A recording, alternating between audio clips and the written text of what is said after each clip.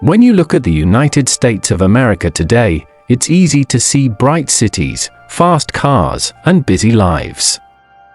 But behind the skyscrapers and highways lies a story of dreams, struggle, hope, and reinvention.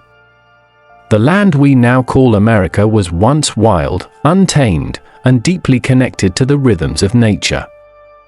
Before any ships came from Europe, this land already had a heartbeat, one that belonged to the Native American peoples who had lived here for thousands of years. They were the first keepers of this vast continent. From the icy lands of Alaska to the warm winds of Florida, tribes spoke hundreds of languages and lived in harmony with the land. They hunted, fished, and grew crops, respecting every part of the earth. To them, nature wasn't something to own, it was family. The rivers were their lifelines, the mountains their guardians, and the stars their storytellers. Then came the moment that changed everything. Across the Atlantic Ocean, in distant Europe, people began to hear whispers about a new world. A land full of mystery and possibility. The ocean waves carried ships filled with explorers, traders, and dreamers. One of the earliest among them was a man named Christopher Columbus, whose voyage opened the gates to an era of discovery, and also, for many, an era of loss. As explorers set foot on American soil, they saw vast forests, endless plains, and golden shores. But they didn't see what the native people saw. Where one saw home, the other saw opportunity. Soon, more ships came, filled with settlers from England, Spain, France, and the Netherlands. They brought with them hopes for freedom, new lives, and sometimes, greed for gold and power. Along the eastern coast of the continent, 13 colonies slowly began to take shape. They were built by men and women who left everything behind in Europe. Imagine the courage it took to sail across an unknown ocean for months, facing storms, hunger, and fear, just to reach a land they knew almost nothing about. Many didn't survive. But those who did began to plant roots in this strange and beautiful place. They built small towns, farms, and churches. They worked hard through bitter winters and humid summers. They traded fur and wood, they fished, and they learned to grow corn and tobacco. Some lived peacefully alongside native tribes, while others took their land by force. And as time passed, these small colonies grew stronger, but something was stirring. These settlers were still under the rule of the British king, who demanded taxes and obedience from across the ocean. People began to feel that this wasn't fair. Why should they pay taxes to a king who didn't even live on their land? Why should they follow laws made by someone who didn't understand their lives? It started with quiet conversations in taverns and markets. Then came fiery speeches, protests, and boycotts. The idea of freedom began to take hold in people's hearts. They dreamed of a land where no king could tell them how to live. A land ruled by the people themselves, and so, whispers turned into a roar. Men like George Washington, Thomas Jefferson, and Benjamin Franklin became voices of a revolution. They believed that liberty was worth fighting for, even dying for. Soon, a great conflict began. It was not just a war of armies, but a war of ideas. The fighting was fierce. Towns burned, families were torn apart, and thousands lost their lives. But in the end, the dream of independence won. In a moment that changed history, the 13 colonies broke free from British rule and began calling themselves the United States of America. The early days of the new nation were not easy. The young country faced debt, political chaos, and deep disagreements. But it also had something rare, a belief in the power of the people. The new leaders began to write laws, build systems, and create what they hoped would be a land of opportunity for all. They designed a constitution, a document that would become the heart of American democracy.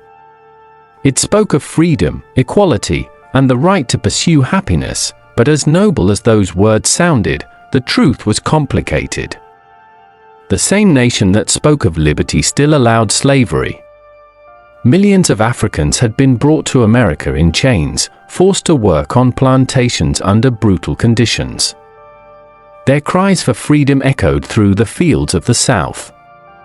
The country that called itself free was still divided by the color of skin. As America grew, it expanded westward. People packed their wagons, grabbed their children, and set off toward the open plains, chasing dreams of land and fortune. The journey was long and dangerous, rivers to cross, deserts to survive, mountains to climb. But hope was stronger than fear. The phrase "Go West" became a symbol of courage and ambition. However, this expansion came at a terrible cost. Native American tribes were pushed from their homes, their lands taken, their cultures destroyed. It was one of the darkest chapters in the nation's history, a story often hidden behind the glory of progress. By the middle of the 19th century, the United States had become a country full of contrasts. On one side were the free states of the North, growing rich through industry and trade. On the other side were the slave states of the South, whose wealth came from cotton and human labor. The tension between them grew until it could no longer be contained. The storm of civil war broke out. Brothers fought against brothers. Fathers fought against sons.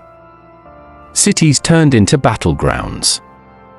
The war raged for years, and when it ended, hundreds of thousands were gone, but slavery was abolished. The United States had paid a terrible price, but it had taken a step toward becoming the nation it had always claimed to be. After the war, America began to rebuild. Railroads connected coast to coast. Immigrants from around the world arrived with nothing but hope in their pockets. They came from Ireland, Italy, China, and many other places, each adding new colors to the American story. The country was like a patchwork quilt, different pieces, stitched together by the shared dream of a better life. Cities grew taller, inventions changed the way people lived, and industries boomed. The telephone connected voices across miles, the light bulb chased away the dark, and the automobile gave people the freedom to move like never before. America was becoming a symbol of possibility, but not everyone shared equally in that dream. Many immigrants lived in crowded slums, working long hours for little pay. African Americans, though free from slavery, still faced discrimination and violence. Women were denied the right to vote. The promise of freedom was still incomplete, yet change was coming, slow, painful, and unstoppable. After the Civil War, the United States stood at a crossroads. The fields were silent, the cities were scarred, and hearts were heavy with loss. Yet, beneath the ashes, a new energy began to rise, an energy that would shape the modern age. Factories replaced farms as the heart of the nation. The rhythm of hammers, engines, and machines filled the air. Coal dust covered faces, and the smell of steel hung in the wind. The country was rebuilding itself, brick by brick, dream by dream. People from all over the world arrived at Ellis Island, carrying their hopes in wooden suitcases. They spoke different languages, wore different clothes, and came from places many Americans had never heard of. But when they saw the Statue of Liberty rising above the harbor, they felt the same thing, hope. The promise that this was a land where anyone, no matter how poor or lost, could start again. Cities like New York, Chicago, and San Francisco grew faster than anyone imagined. Skyscrapers began to pierce the clouds, and electric lights turned night into day. America was changing, becoming louder, faster, and more alive, but progress had its shadows. Children worked in dark factories. Immigrants were paid less because of their accents. Racism and inequality still haunted the streets. Yet the spirit of America, the belief that things could get better, kept people pushing forward. As the 20th century dawned, the United States stood tall and restless. It was no longer just a country, it was a force. Inventions flowed like rivers: the airplane, the radio, the motion picture. People could suddenly hear voices from across the country and see faces they'd never met. The dream of connection had begun, but history rarely moves in a straight line. Soon, storm clouds gathered across the ocean. In Europe, nations began to clash in what would become the First World War. At first, America tried to stay out of it. But when the war spread and the oceans could no longer protect anyone, the United States joined the fight. Young men left their homes and crossed the Atlantic, not knowing if they'd ever come back. The war changed everything: the way people thought, the way they lived, even the way they saw their country. When the fighting ended, the world was exhausted. Yet, from that exhaustion, something new began to grow: a wild, energetic time known as the Roaring Twenties. Jazz music filled the night. Women danced in short dresses called flappers. Cars rolled down new highways, and radios brought laughter and songs into every home. America felt unstoppable, alive, and free, but beneath the laughter, a storm was quietly forming. The economy that had seemed endless began to crumble. In the blink of an eye, banks collapsed, businesses failed, and millions lost their jobs. The Great Depression had begun. The once bright streets of America turned gray. People stood in long lines for food.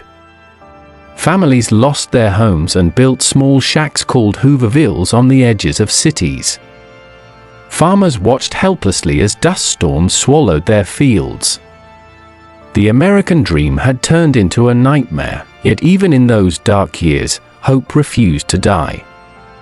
The government began to rebuild the country from within. Roads, schools, and bridges rose from the dust. Ordinary Americans, builders, farmers, teachers, became the hands that carried the nation forward, and then another shadow fell across the world. A second war began, greater and more terrible than the first. This time, the entire world seemed to be on fire. Adolf Hitler's army marched across Europe. Japan attacked Pearl Harbor. Once again, America had to stand up, not for wealth, not for power, but for freedom itself. World War II changed America forever. Factories turned into war machines.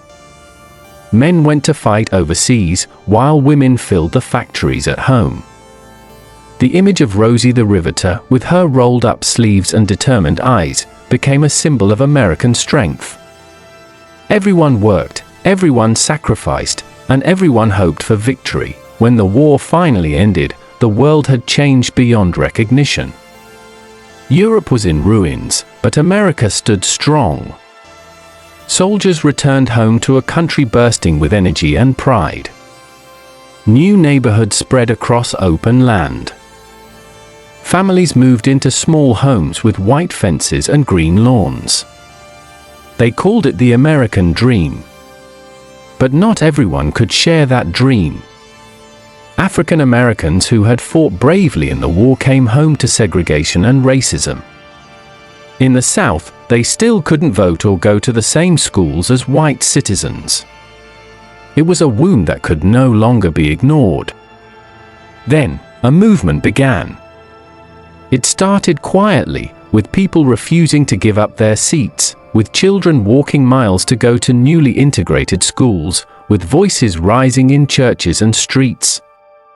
It grew louder, stronger, unstoppable. At the heart of it stood a man whose words would shake the nation, Dr. Martin Luther King Jr. He spoke of a dream where children of all colors could play together, where people would be judged by their character, not their skin. His voice echoed through every city, every heart. The civil rights movement became the conscience of America, a reminder that freedom must belong to everyone, or it means nothing at all. The 1960s were a storm of change. The country went to the moon and witnessed the first man step on its silent surface.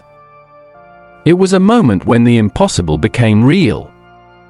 But at the same time, there was pain, the Vietnam War, protests in the streets, and a generation asking questions their parents had never dared to ask. America was growing up. It was learning that being powerful didn't always mean being right, and that true greatness came from honesty, compassion, and courage. In the decades that followed, the country continued to evolve. Technology began to weave itself into daily life. The television brought the world into living rooms. Then came computers, cell phones, and the internet, connecting people in ways the founding fathers could never have imagined. The Cold War, a tense rivalry between the United States and the Soviet Union, tested America's strength and patience. There were moments when the world seemed one breath away from destruction. But through diplomacy and determination, peace eventually returned. The late 20th century became a time of both triumph and tragedy.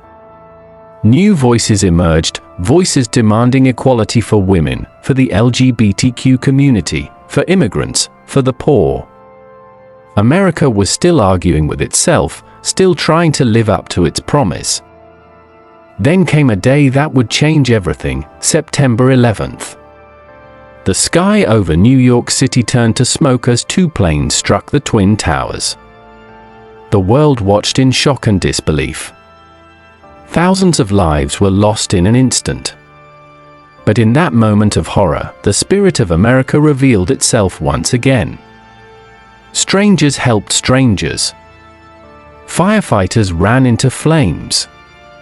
The entire nation stood together, wounded but unbroken. In the years that followed, America entered a new era, an age of information, connection, and challenge.